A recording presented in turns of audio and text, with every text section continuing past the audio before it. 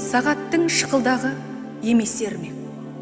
Хамиша өмір өтпек, ол білдірмек.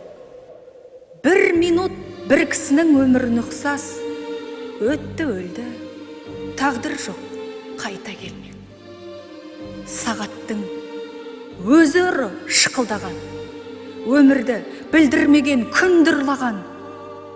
Махаббат жоқ, тұрлау жоқ, келді кетті, қайта айналмас, бұрылмас бұлдыр заман.